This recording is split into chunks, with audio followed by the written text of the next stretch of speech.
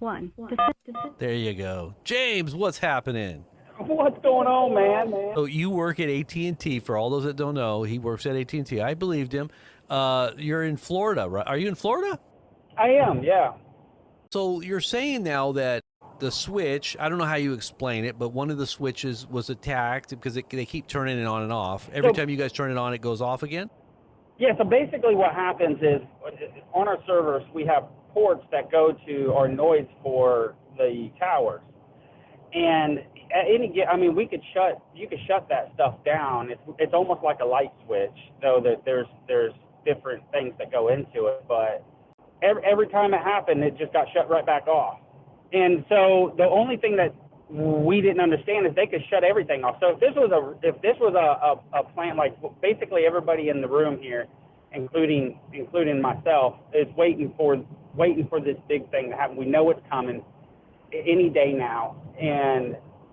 But like my boss was saying, if they were going to shut it down, they could shut everything down. If they could do one, they could do them all. That's what I was thinking.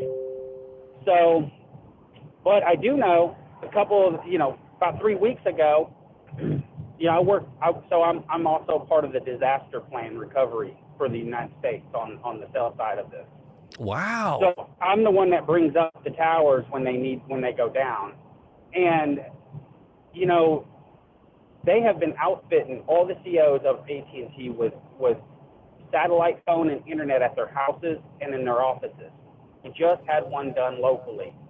And I was talking to the electrician, and he's just like, man, it's so strange because we're putting 60K generators on tap at these guys' houses for some reason.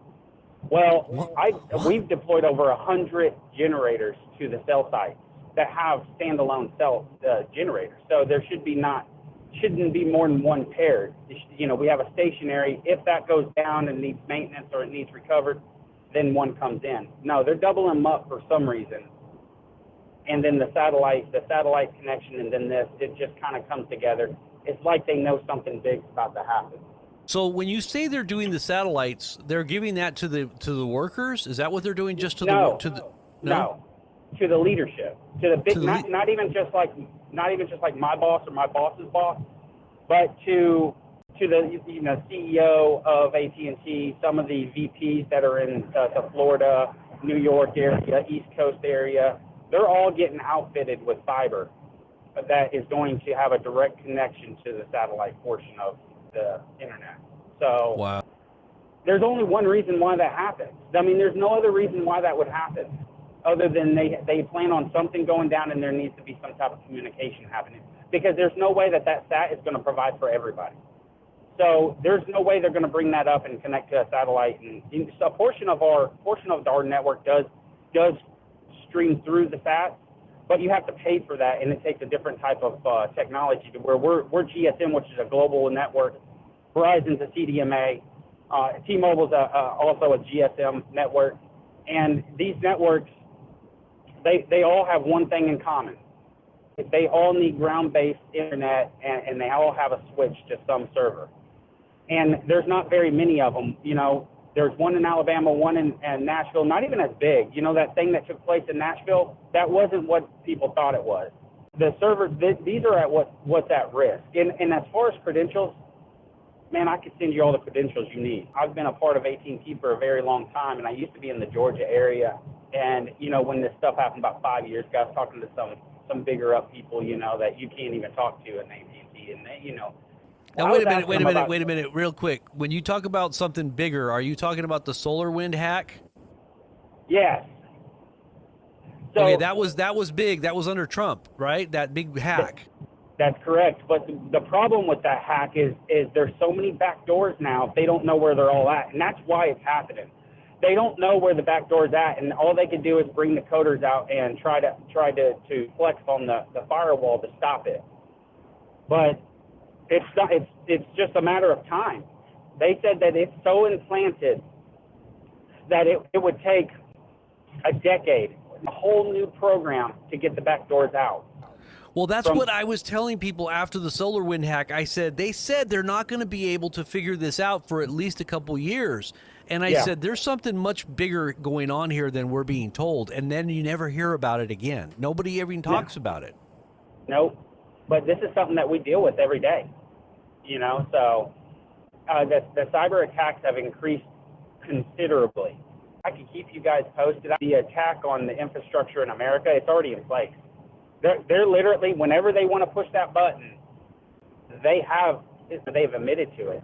That the back doors are so buried that it's going to take so long to do it. They literally, 7 years from now, the way it was brought to me, they'll have access to shut anything they want down. And the worst part of it is it's public works. It's like our water system. Yes. The grid. Yep, it's the grid. Services. It's the grid, and that's what I kept telling everybody. This big SolarWind hack, people don't realize how deep of a hack that was. It went into government stuff. It went into our critical infrastructure, like you said, the water, the power. I mean, our dams, everything. I mean, they could literally shut things off at will. And I think they've been playing around with it just to see how they can do it, just to screw, at this any time they want. But I think that like this might have been like a warning or something. Absolutely. You think about it. We just sent five ships over in the Red Sea. And it's show of force, hey, you guys, you want to mess around? Let's watch this, Personally, I'm not taking it as a warning. Personally, I take it as they're preparing for something big. I need to get ready as well. Yes. I don't know exactly how this is going to go, but if anything goes down, I'm the guy that recovers it. So do you think they're not going to make this as they're not going to tell the public about this as being a cyber attack?